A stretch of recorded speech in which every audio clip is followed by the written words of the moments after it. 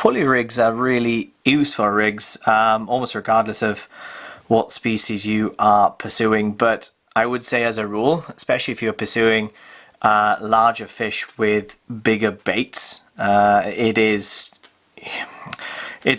a rig that's really hard to beat, just for presenting big baits, and just for ease of casting big baits. It's a really really secure, tried and tested go-to rig essentially for big baits, big fish. The one I'm going to show to you today is the up and over pulley rig. Essentially you can adjust the size and actually the type of pulley rig you're using, based purely on it's essentially the length of the rig, but that is largely dictated by the tide or the amount of tide that you're fishing. So if you've got a really big push of water coming through, you want to be probably fishing a much shorter pulley rig. If however you've got very little current fluctuation, if you've got nothing really pushing around, then you can get a much essentially should be using a much longer flowing rig, and that's when this one in particular comes into use, because of the way it's clipped down. It clips down really short, but when it deploys, because of the, essentially I will explain the up and over, it actually deploys an extra third of its length in deployment, and I will explain that. But again, this is called the up and over pulley rig. In my other videos you will just see a standard pulley rig, and you will see a drop down pulley rig as well. But if you're going to be fishing a really long pulley rig and you don't want a really long casting length, so when you're actually casting the rig after baiting up, if you want a really long rig at that point, but you do want a long rig when it's on the seabed, then this is the rig for you. So let's get started. So rig body, as always, you should be using a, at least 80-pound rig body. I'm actually using a 100-pound rig body here. That's for a few different things. It's for your own safety, the safety of people, people on the beach or people on the rocks, other anglers, whatever. Just fish as heavy as you can in the rig body, just from a safety perspective. Then you have the main, what you could essentially call the snood length. I'm actually fishing a lighter length at 60. In fairness, if you've got a big tide or a lot of colour in the water, you could probably just get away with fishing this all the way through, in fairness. But I do prefer to step it down, so I usually drop it down to a 60-pound or even a 40-pound. Really depends on what I'm targeting, and also the clarity of the water. But the main rig body, 80 to 100 pound. So really simple. These rigs, if you're fishing rough ground, for example, you want your rigs to almost be disposable. You don't want to be worrying about loads of different items on the rig that's costing you a fortune if you do end up losing a few rigs. This one's actually really quick, with actually not many items on the rig itself either. Start off with, when you're doing the up and over, these clips, which are the big bait rig clips, are really fantastic for this job. The reason being, this extra length in the arm, or essentially in that clip, just gives you that little bit more security in the air, and stops the essentially the loop of line that will go over it from deploying mid-air. So actually I would recommend using the big bait rig clips rather than the standard rig bait clips. So the arm, as you can see, is just a little bit longer. That's all we do to start off with. Just tie that on. Use whatever knot you're comfortable with. I usually use a knot called a Davy knot, but that's largely because I do more fly fishing sea fishing, and it's one of the knots I use commonly in, or when I am fly fishing. It's a really small but secure knot. If I'm using lighter lines, I use a knot called a double davy, but when I'm using like really heavy nylons, the single davy is fine. So through to that point, just secure that on, snip off the excess. I leave a little bit of tag end just in case that does pull slightly. It doesn't tend to, but just from a security perspective, I'll probably leave around 3mm or so. Leave that there. So then the length of the really heavy stuff. So this is where the casting pressure is going to be on, is on this section. Hence why I can then bring this in for the snood length. This is where, if anything's going to go wrong, it will be on this length. What I do with this, it really depends on how long you want the overall length of the rig to be. Essentially, if you use 3 foot of this stuff, you're going to need nearly 6 foot of this stuff. Okay, so imagine 3 foot of that, you will have a 6 foot fishing length. It'll be just under 6 foot, and I'll explain that in a minute. But just use that as a kind of a rule of thumb. Whatever this is, your actual fishing length will be double that. Okay, so I'm going to just measure out. I will do this at around 3 foot. So I'm just going to cut that off there. Okay, then really simple again. On a rig clip, bear with me. You want a standard rig clip. Standard rig clip. And what I do then is I take bead. This is just to stop the lead or whatever from knocking against the knots. So I use bead, probably around an 8mm bead. Doesn't really matter. It's just for, again, just to stop things from banging against each other. So that, then take the rig clip, pardon me, through the eye, and then another bead. And then I'm going to put a power swivel. I'm using a size 5 power swivel. To be honest, it's probably a bit of an overkill because that's got a breaking strain of 295 pounds or something ridiculous. But I'd rather be safe than sorry. And again, I was going to davy knot that like so. Just moisten that off before pulling it tight, and then just use a pair of pliers or some fine scissors just to draw that and cut that tag end. Full cut. It's thick stuff. Again, leave around 3mm or so, just for from a safety perspective. So what that will now look like, if I draw all of that down, again, you've got the bait rig clip at the top. Pardon me. And if you slide all of that down, there's the bottom end. So that's free flowing, and essentially a lead would just clip onto there.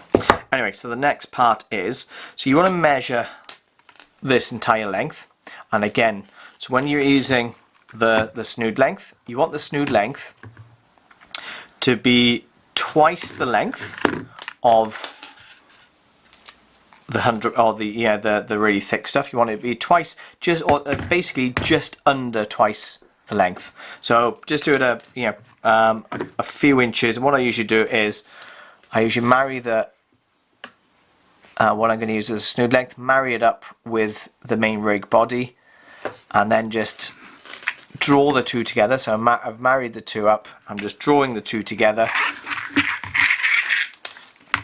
Marry the two together. Keep bringing it down until you get to there. So that's one length. And what you do then is just reverse the process and keep bringing it down again. So bring it all the way back, back down to there. Okay, so what you want to do then, again, it needs to be slightly shorter, so just go back literally only about 3 inches or so, and then cut that snood length at that point.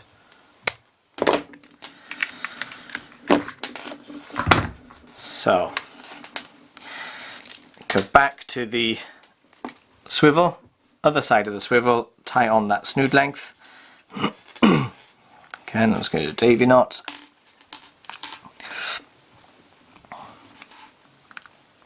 So the reason why this can be, the snood length can be finer, is again all of the casting pressure. So the pressure from the lead is always going to be on the other section. It's not going to be on this piece.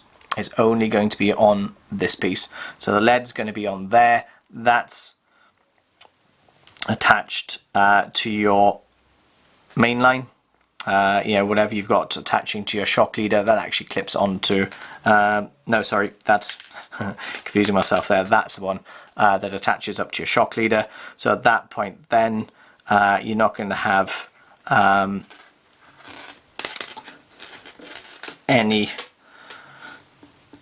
kind of risk of, yeah, if this snaps, it's not going to affect anything up here, which is where essentially any danger would appear from flying leads and so forth.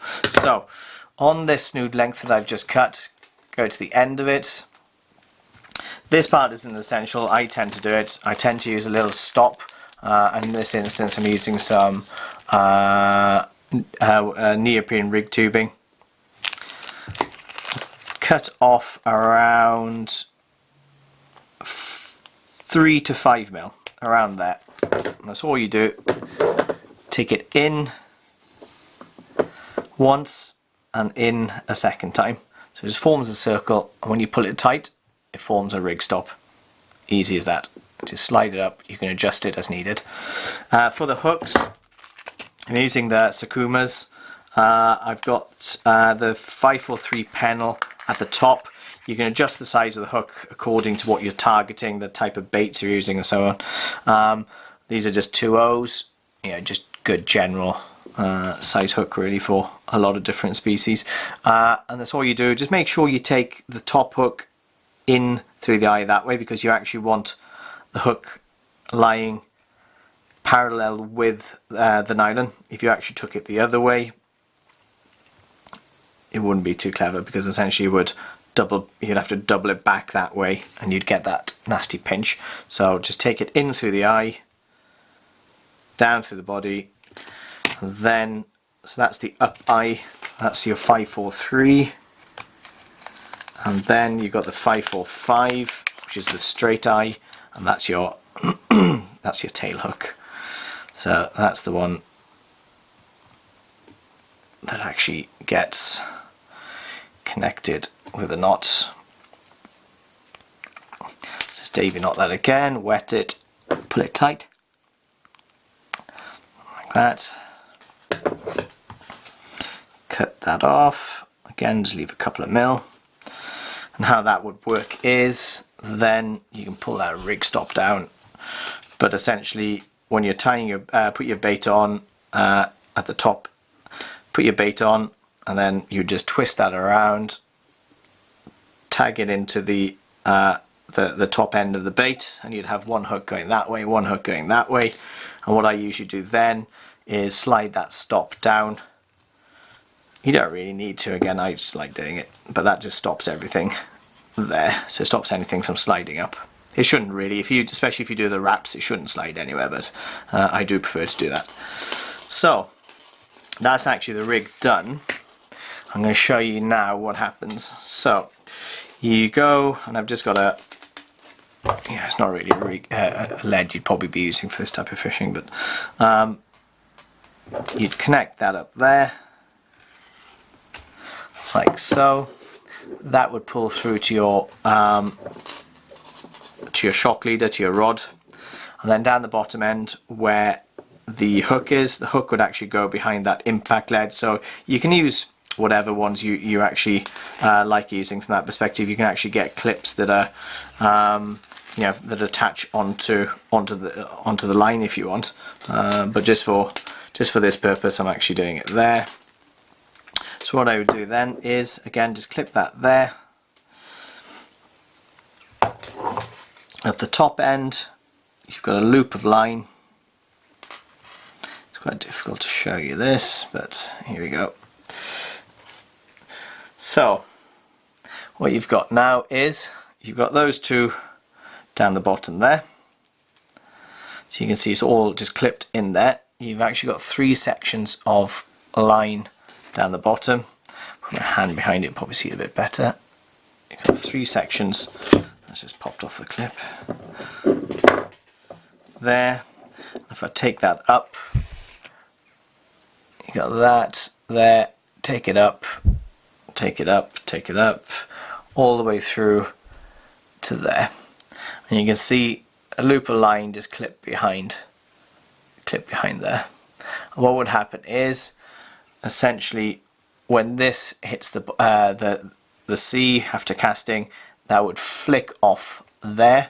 So that would push up, releasing that hook. What would happen then is that slack line, you can see it's almost just bouncing off there now anyway. That would actually just bounce off there. When you reel in just to get your line tight, that would bring the lead down to the swivel. It would connect with the swivel there, and then all of this length, this flowing length, would fish behind it. And there's a gird length there. Again, there's about 6 foot, and that's it. So that would actually fish on the bottom. So again, that's a really nice way of fishing a long flowing trace or snood length, basically, beyond the lead, without having too long a casting length when you're actually clipping it down to cast in the first place. So yeah, just it's quite a compact trace, but actually deploys into a really nice long flowing trace. Again, really ideal if you're fishing when there isn't much of a tide. It's a nice long flowing trace. Again, if you are fishing when there's a lot of push on, then you're probably better off fishing a standard pulley, a drop down pulley or something similar, but certainly shorter lengths, or this rig, but fishing like I've done the 3 foot length here between the shock leader and the swivel here. In theory, you can actually reduce that down to maybe half that length, 18 inches or so, which would then give you just a 3 foot length beyond the lead, and that would be perfectly feasible at that point. Anyway, hope that helps. Hope it's of interest, and hope it brings you some luck next time you're out fishing. Tight lines.